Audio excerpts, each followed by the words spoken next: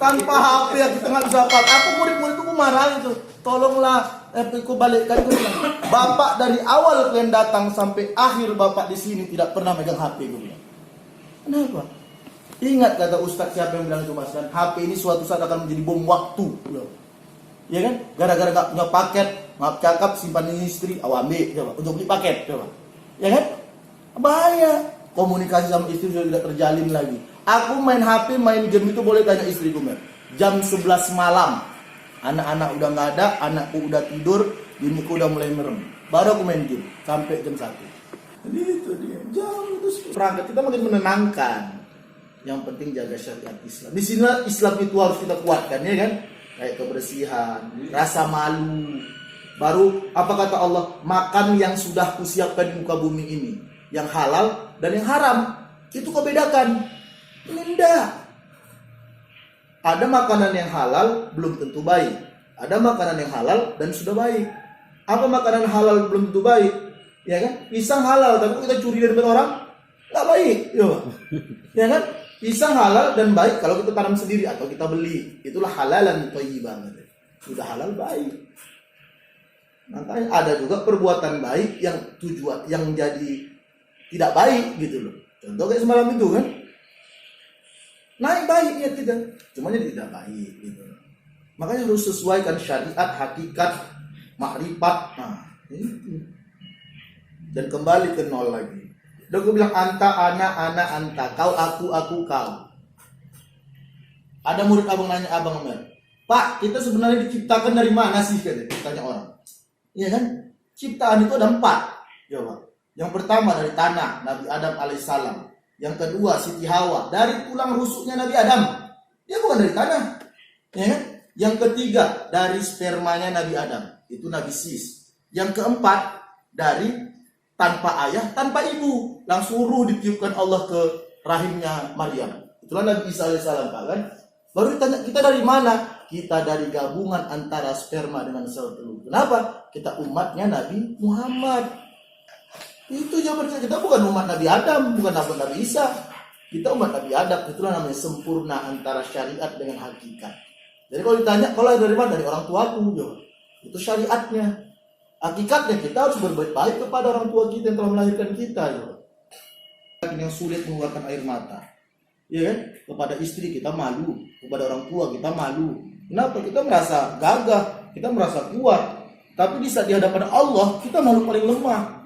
Menangis sama Allah. Setelah sholat itu berdoa ataupun di saat sujud terakhir, minta, iya karena budu, iya karena stain. Cuman kepada aku kalian bisa meminta. Cuman kepada aku kalian menyembah. Bukan yang gaji komer tiap bulan itu rezekimu, tidak. Itu rezeki dari Allah dan Allah yang memberikan. Ke Arif lagi Jawa. Baru ke kau Jawa. Ya kan? Ke kau baru ke binimu. Kau potong gopek. Ya kan? Potongnya gopek lagi. Nah, itulah rezeki yang dipotong namanya. Awak tawa potong. Ya itu. Aku gak kepotong, terbayar utang. Dia terpotong namanya. Kalau terpotong beda sama dipotong. Di saat Allah nanti, oh berarti sama si gombel cuma 1,5 juta yang halal. Nah, itu.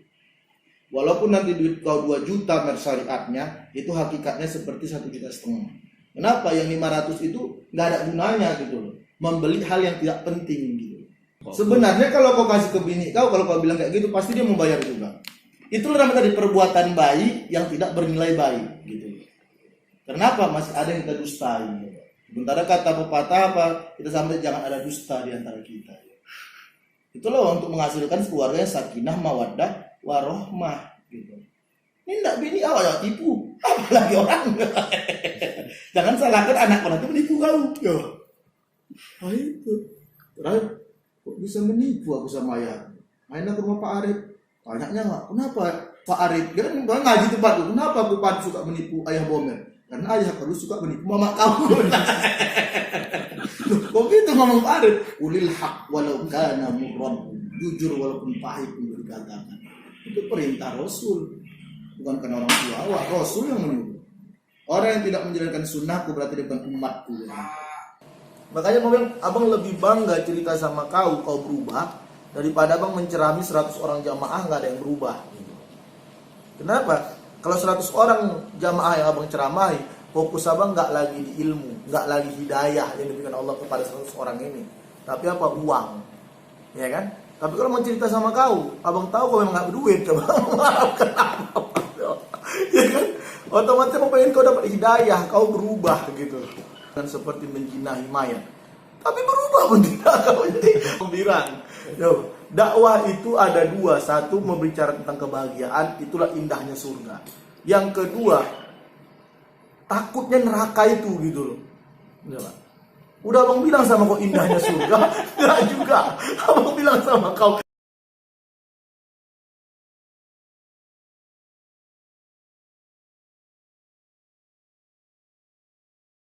bilisan, mulut, ya kan? Apa orang manajemen dakwah? Bilisan, omongan. Udah capek abang nasihati kau. Bilhal, udah bang contohkan kebaikan. Ada rokok pamer, nggak ada, abang belikan kau. Yang ketiga diam, udah cukup abang diamkan kau. Nggak suka kau. Apa ada metode dakwah yang keempat? Itu kau nggak tahu yo. Itulah harus jadi master loh. Makanya kok tanya bang apa terlalu jelek kah diriku? Tidak mer. Aku pengen kau supaya jangan jelek, makanya aku bilang yang jelek-jelek gitu loh. Berarti kau takut mengerjakan yang jelek, itu intinya. Bukan berarti kau jadi sejelek itu, enggak. Udah bang bilang Allah tidak pernah menciptakan orang itu jahat. Apabila orang jahat karena fisik, karena pikiran, hatinya belum tentu jahat, masih bisa berubah. Tapi apabila orang tadi sudah ditutup Allah hatinya, mendengarkan Allahu Akbar, enggak lagi bergetar hatinya udah. Sampai mampus pun tak bisa lagi keramai. Dan abang gak bisa maksakan kau. Nabi Muhammad aja tidak bisa memaksakan pamannya untuk masuk Islam gitu. Kau kan udah Islam, tapi belum menjalankan yang namanya Islam. Ya kan? Udah jelas kita kalau kita menjalankan keislaman pasti surga janji kasih Allah. Kenapa? Inna dina indallahi Islam. Agama yang sempurna dan kuridoi adalah Islam. Kenapa kita gak mau menjalankan? Ya kan? Contoh, pas Bober tidur, datang Pak Uco, langsung bangun. Ya kan? Sementara Tuhan Al-Basir, Maha melihat. Odak tidur awak Tuhan lihat, odak ngapa-ngapain awak Allah lihat. Kok awak nggak takut gitu? Di situ sebenarnya mindset kita itu aneh gitu loh. Kita lebih suka yang memberi kita makan kita patuhi daripada yang menciptakan kita. Ya kan? Atau kita lebih takut dengan yang menciptakan kita, karena yang namanya orang bisa menciptakan, otomatis dia bisa mematikan. Tapi seandainya contoh kayak Pak Uco nggak sama kau, nggak kau kerja sama dia lagi, contoh dia mengasih makan kau selama ini, kau nggak kerja sama dia, kan bisa orang lain mengasih kau makan gitu loh, bos-bos lagi.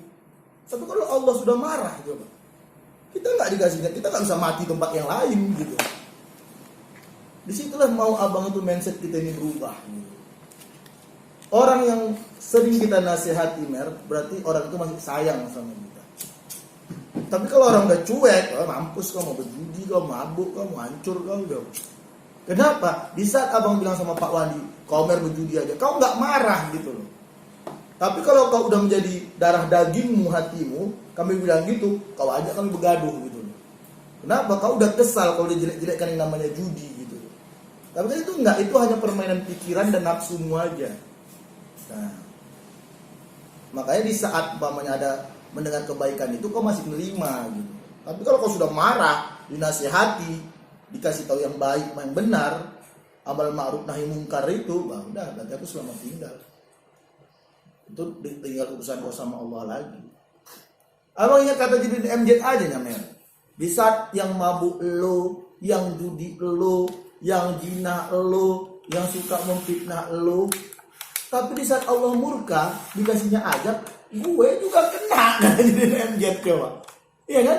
Iya. Nggak mungkin tsunami waktu di Aceh ini rumah orang soleh lompat airnya, jalan lagi rumah orang soleh lompat airnya, kan nggak mungkin.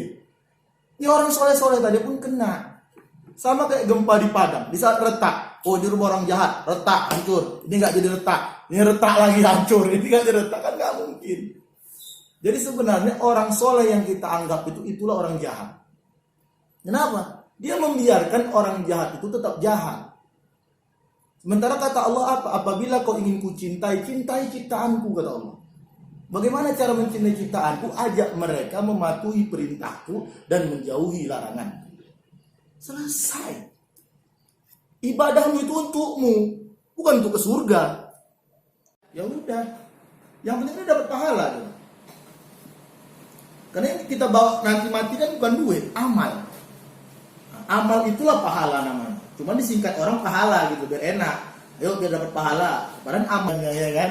Makanya mau nanya gitu. Yang asik dari Ustaz Somad kan itu bukan ceramah dia. Tanya jawab dia gitu, Pak. Jadi kita lebih cepat nangkap gitu. Sistem abang hidup, abang lebih baik punya kawan satu tapi mengajak abang ke jalan Allah daripada kawan abang 100 orang membuat abang ke nerakanya Allah. Itu aja. Karena nanti di akhir mereka tidak bisa bela kita. Kawan kau satu, contoh kawan kau abang. Contohlah mudah-mudahan abang dimasukkan Allah ke surga. Abang tahu kau masuk neraka, ya kan? Abang bisa bermohon sama Allah sebelum abang masuk di surga. Sebelum masuk surga, masuk di pintu surga nih. Ya Allah, si Res itu temanku. Dia sering satu majelis sama aku bilang. Aku mohon dia bersamaku di surga. Bisa dinaikkan Allah ke surga. Makanya berteman dengan orang-orang soleh, bergabung dengan orang-orang yang soleh. Nah itu. Jadi walaupun kita nggak baik-baik kali,